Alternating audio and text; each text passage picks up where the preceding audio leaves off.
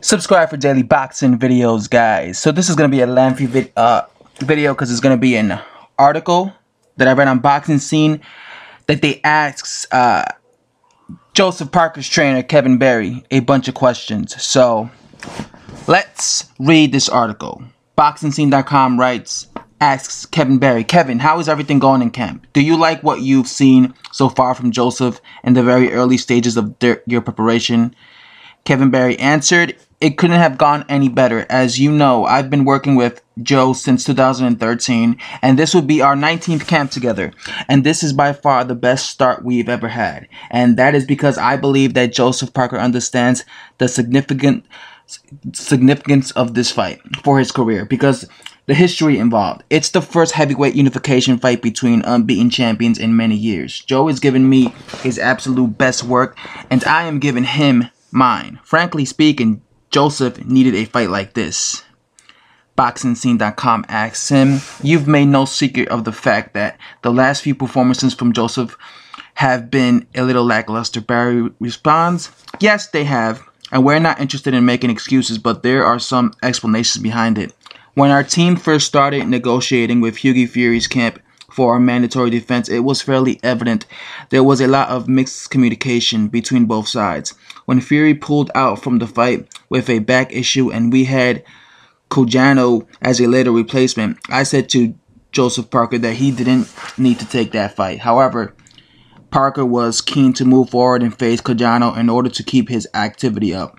The problem being that fighting against an opponent that you have sparred so many rounds against, an opponent that knows all your moves and your rhythm, it's hard to look good against a guy like that. I agree. And as far as Fury fight, when it eventually happened, it's true, we wanted a devastating performance, but it's so difficult to look good against either one of the Furies. Hughie moved so much in that fight. I'm not sure any heavyweight would have caught up with him that night. Yeah, I agree. He's a negative type of fighter. BoxingScene.com asks Kevin Barry, I understand that when you finally got to the UK for that fight, there were difficulties as well. Barry replied, yes, there were a lot of fun and games, which led to many distractions. Let me give you one example. On the day Joseph, my son Taylor, and I were set to fly to London, we didn't know right up until the moment we arrived at the airport whether we would be flying. They hadn't even confirmed whether the plane tickets had been booked for us. We suffered similar problems when we arrived at the hotel, and so on and so forth. They played a lot of games with us, and the team learned a lot. By the end of the fight, I think there was some healthy respect between both camps, but they certainly looked for every advantages they could take leading into the fight. Interesting. BoxingScene.com asks, it seems like at these initial stages, Eddie Hearn has been much easier to do business with, and he and David Higgins have even formed a nice little chemistry with their back and forth banter in the press. Barry responds, correct. Eddie Hearn is a classic guy to do business with. It was a tough negotiation, and he and David Higgins certainly had their moments, but at the end of the day, he gave us a great deal, and I believe generally wants to make the biggest fights out there. David Higgins has been a champion for our team and hasn't been afraid to take a lot of heat from the media and many of Joshua's fans. But I think at the end of the day, Eddie Hearn appreciates the way he has hustled for his fighter. Boxing Scene asks, the negotiations featured some aggressive tactics from your team, which was to some extent out of character for you guys. Kevin Barry replies, let me tell you something. When this fight was first being discussed, Eddie Hearn said to us, it had to be at the O2, as Joseph's profile simply wasn't big enough in the UK to merit a larger arena. We knew if we wanted to make it a bigger venue, then we would have to make some noise and get Joe noticed by the public. I think we did that, and I think it has been proven by the speed with which tickets sold for this event. Obviously, Joshua is the big draw. Card, we are not denying that. But I believe a lot more people in the UK are now aware of Joe and looking forward to the fight. Boxing Scene writes, you've been involved in another big heavyweight title fight managing David Tua when he challenged Alex Lewis way back in 2000. Is there anything you take from that experience? Kevin Barry replies, I was discussing this the other day with my son Taylor, who works as my assistant trainer, and I was saying to him that at the time I was trying so hard to be the best manager I could be in some ways. I missed the joy of the whole experience. So I've told him and Joseph as well that as a team we must enjoy this whole experience, that we must soak it up and embrace it and have fun with it. But I've also said that it's important that we continue to stick with what works for us, that we keep our structures in places and trying that as we would any other fight. Obviously, the closer we get to the fight, the more challenging that it will be. Boxing Scene then asks, and already one of those challenges, imagine, is the number of requests you've had from UK media. Kevin replies, yes, we already had 2 sets of TV crews out from the UK and more will be coming soon. The UK media have really taken to Joe's personality out of the ring. He's a nice guy and they have certainly picked up on that. However, I'm also not afraid to be the bad guy. And if I need to get them out of the gym so that we could stick to our training schedule, then I'm happy to do it. Boxing Scene asks, as I mentioned, part of the challenge of getting this fight made was to call out Anthony Joshua's chin.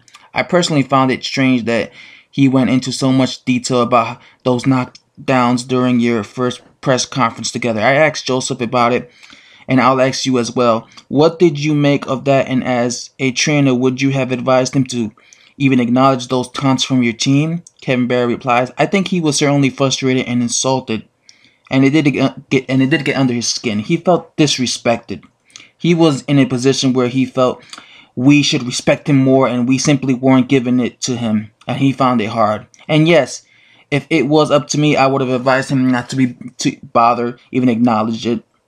It tells us that it's clearly been on his mind. However, as I said at the press conference, I made it clear that we said a lot of things in the build-up to this fight to raise Joe's profile and to get the contract signed. Now the fight has been signed. We acknowledge we do have an enormous amount of respect for Anthony Joshua. I know it got many of Anthony Joshua's fans very, very angry with us, but it was all said in the heat of negotiation. I think he realized that, and at the end of the day of the press conference, he came straight across and shook our hands.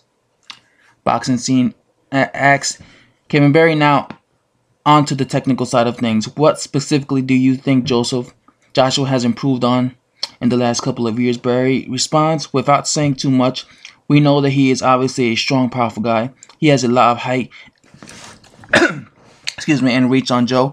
If we let Joshua control things with his jab, it's going to be a very long night for us. But I believe in Joe's hand speed and movement, and these will be the keys to nullifying those strengths of Anthony Joshua.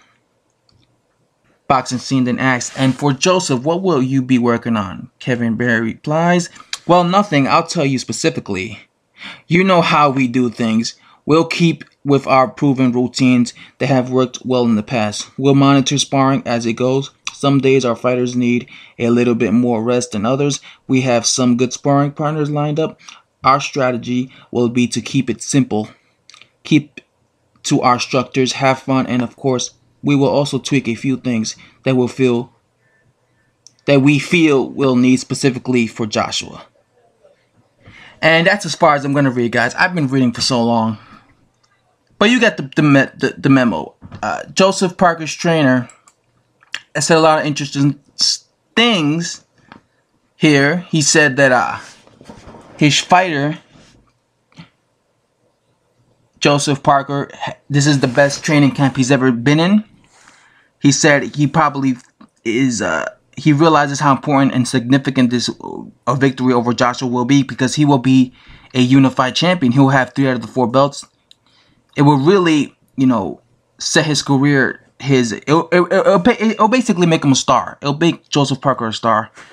So they're taking training camp really seriously.